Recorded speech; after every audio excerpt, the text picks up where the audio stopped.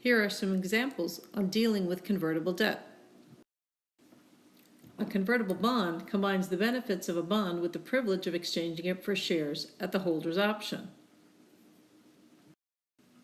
The conversion can result in one of four outcomes, and it's really going to depend on what happens if they're converted before the maturity date, at the maturity date, not converted, or if they're repurchased prior to the maturity date. So we'll go through some examples. In this example, there are 1,500 bonds that each have a face value of $1,000. The par is $1, and each bond can convert to 200 ordinary shares. The debt is going to take 5 years, while the market rate is 6%, or the stated rate is 6%, and the market rate is 8%. They're issued at par, and what that tells you is then these warrants have to have some sort of value, because if people are willing to accept 6% of interest instead of 8%, the investor certainly must feel like they're going to get that extra amount in there. So that extra amount is going to be what we're going to attribute to the value of the convertible debt. What we've always done is taken the present value of the bond, and that would be the issue price. Well, the same philosophy is going to follow here.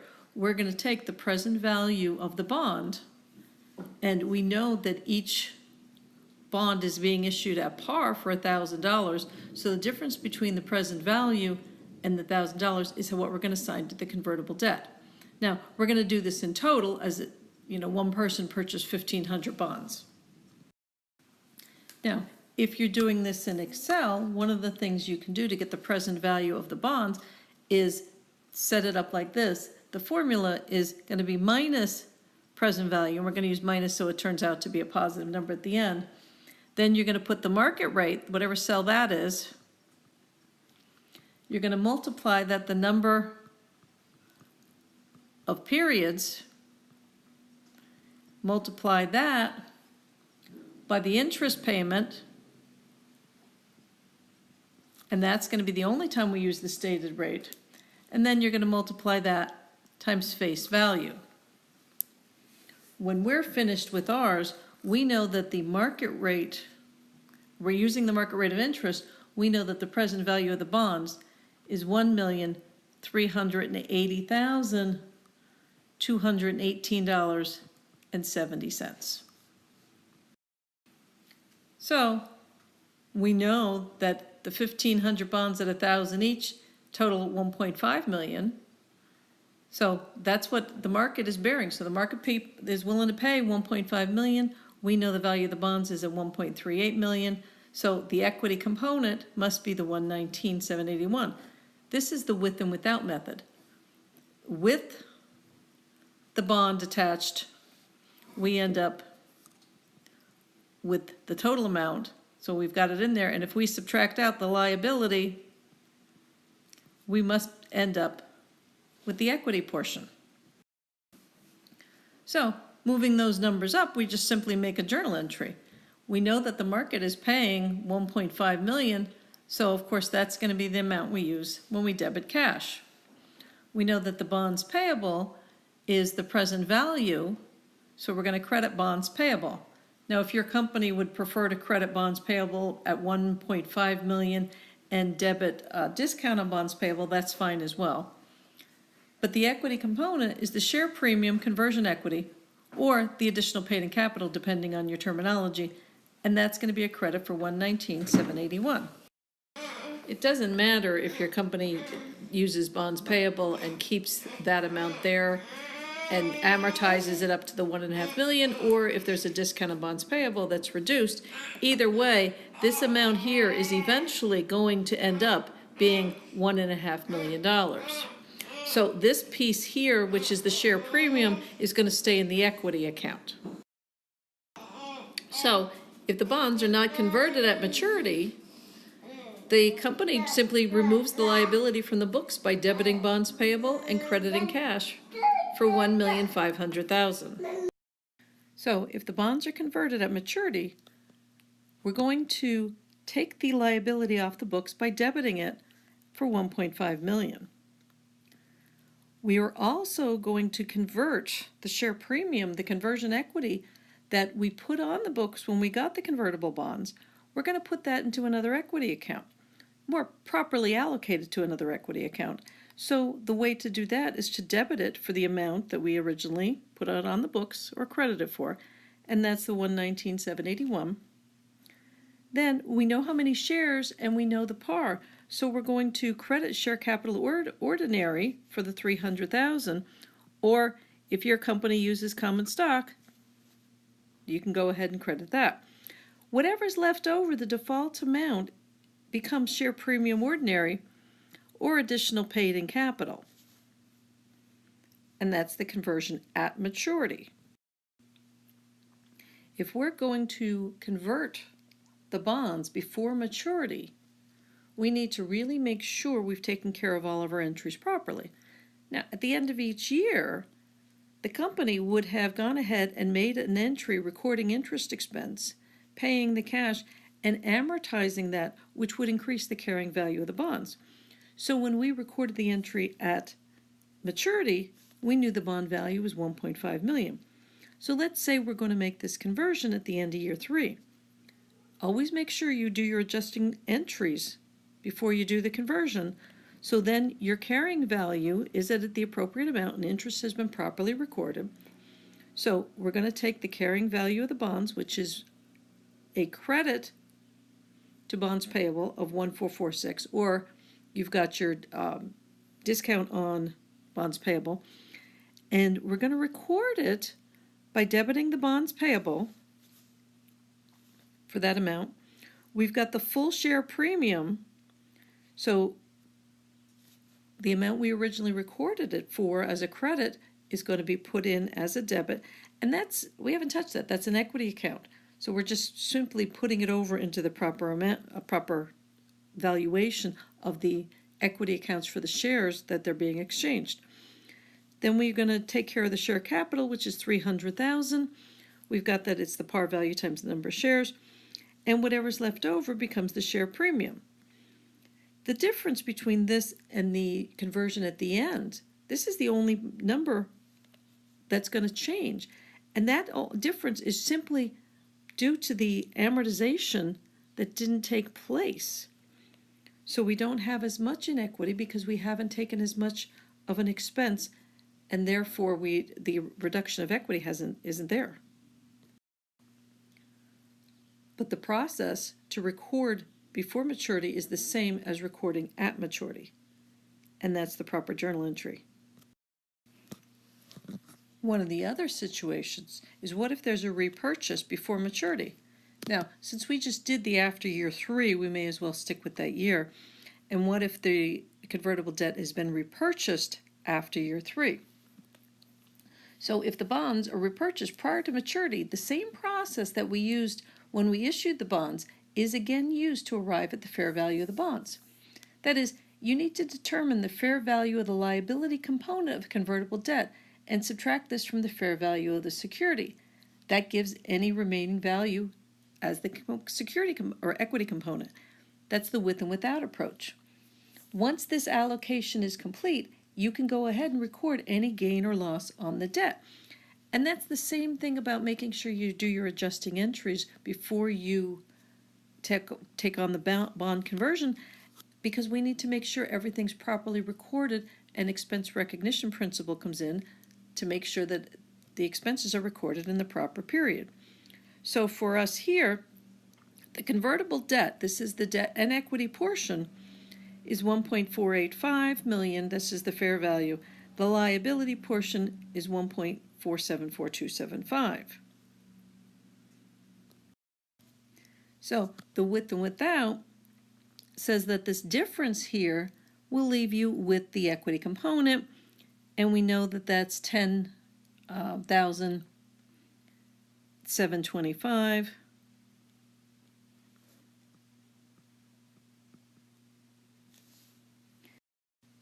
So now we have the value of the equity. We haven't really looked at what's on the books, but we kind of know what's coming. So let me rewrite this a little bit. So we've taken care of the fair value of the equity component. We haven't taken care of what's happened to the liability. And we know that the liability, while the fair value of that debt is $1,474,275, on our books we know that it's $1,446,502, and that's from our amortization schedule. The difference here is simply due to market value. Remember, the interest rate's going to be changing every day, and the interest rate, the effective interest rate that people are investing in the bonds, is going to change. So we've got a difference in fair value due to the equity component, and now we have a difference in the liability due to our book value or carrying value being different than the fair value. So we're going to have to recognize that. That portion there can be a gain or loss because the market itself is going to dictate the value. Think of it like buying another asset or having a piece of equipment on your books. When you're done amortizing it, you might have it worth $10,000, but the fair value could be $8,000 and you've got a loss. Or the fair value could be $12,000 and you have a gain. So the fair value of the equity is different. It's more than the carrying value. But stop before we go on and think about what happens. If the fair value for an asset is more, we have a gain. But this is the fair value of a liability. So if we're going to go ahead and repurchase this, we're actually having a loss. So an investor would be paying us $1,474,000 right now. But on our books, we've got $1,446,000. We're going to have to pick up that extra interest to catch up to that amount. It's a loss for us. So this is just the same numbers written a little differently, so we can go ahead and put the journal entry under it. But what we have is we've got the fair value of the equity component. That's the difference between the fair value and the carrying value. And then the liability side, we've got the same thing. The fair value of the liabilities here, we're subtracting out what it's on our books, and we've got the loss on the repurchase. So we need to put this into a journal entry. We need to make sure that we're going to record each component.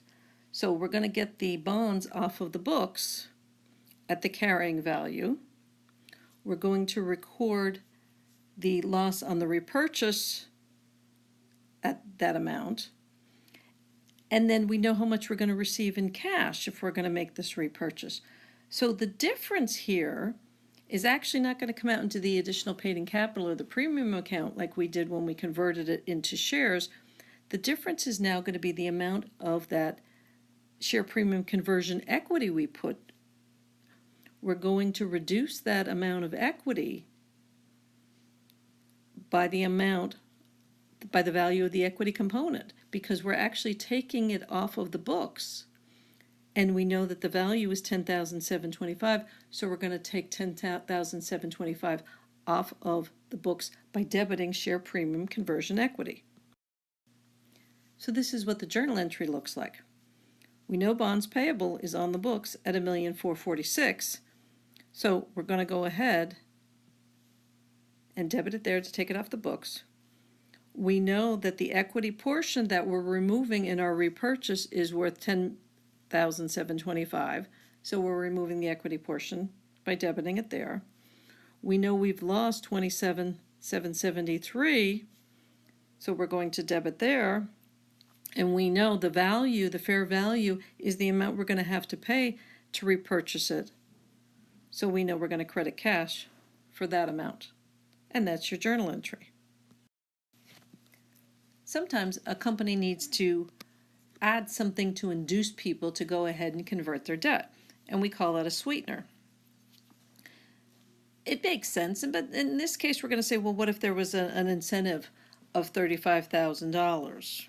And that's enough to get people to go ahead and react and follow the incentive and convert their debt. So there's a couple things we have. Here's some of your facts. We have 1,000 bonds with a stated value of $1,000 each. In essence, we've got $1 million worth of bonds payable. They're going to convert into 25 shares apiece. So since there's 1,000 bonds, we're going to end up with 25,000 shares. Par value is $1. An unamortized discount is going to be the 35,000. That's just going to be an amount that's given to you. So if we go ahead and take the $1 million we have in the bonds payable and we subtract out the 35,000, we're either going to have them on the books at bonds payable less the discount of 35,000, or if we keep the carrying value on our books as at the net, we have $965,000 in bonds payable on our books. The market price of the shares at the time is $30, and the premium, the incentive we're going to give them, is $35,000, and the amount when we went ahead and recorded it, we credited share premium conversion equity of $11,000. So those are the facts, but we know some things right away. We know that the additional incentive is going to be called debt conversion expense, and it's a true expense. It is something the company has to do in order to bring about the result that it wants. So we know we're going to be able to debit debt conversion expense for $35,000, and we know that's the amount we're paying in cash. So we're going to have a matching entry of debiting debt conversion expense $35,000, credit cash $35,000. We know we need to get bonds payable off the books at the $965,000. And then we also know if we're converting them, we need to move over the conversion equity. So we're going to move it from the conversion equity account into common stock or additional paid in premium or the share premium account, whichever your company's using. So we've got all of these items in there. We just need to put them into a journal entry. And this is what it looks like.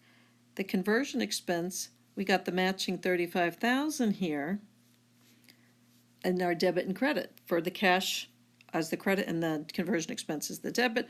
We're going ahead and debiting bonds payable for $965. We're moving over the conversion equity, so we've got that for $11,000. Common stock is the 25,000 shares of $1 par value gives us the 25,000. So whatever's left over is additional paid in capital. And if you're not using the common stock account, it's going to be the share capital, common, and instead of additional paid in capital, it would be the share premium, and that would be ordinary shares as well. That's your entry there. The issuance of convertible preferred shares is the same as convertible ordinary shares, and the entry to have share premium or shared capital conversion equity is the same. So for this example, we have convertible preferred shares of 500 that are being issued at $35 a piece. And so we've got cash coming in of $17,500. We have 500 shares at $20 par. So the account itself, the preferred capital account, is going to be for $10,000. And the conversion feature is to convert over to 1,000 shares at $1 par. And the market rate when we're doing this is $28 a share. So the initial entry to make the recording is pretty easy. We know what the cash amount we're receiving is, and we know what the number of shares times par is. So the additional needs to go in the additional paid in capital account. So as you can see, whatever's left over is just the simple 7,500 share premium conversion equity or the additional paid in capital. So when these bonds are converted, what we need to make sure is we need to make sure we're taking them off at the amount in which we recorded them, and that would still be the same policy of having the number of shares times par. So what I did here is just move the entry up, and we've got the entry from when we issued, and then we're going to have the entry from when we make the conversion. So all we're doing is we're going to take it off of the books at the par value, the $10,000 there. We're going to remove the share premium conversion equity by debiting it there. And it converts into 1,000 shares of stock of $1 par each. So our common stock or our share capital ordinary is for $1,000. Whatever's left over, the additional paid in cash,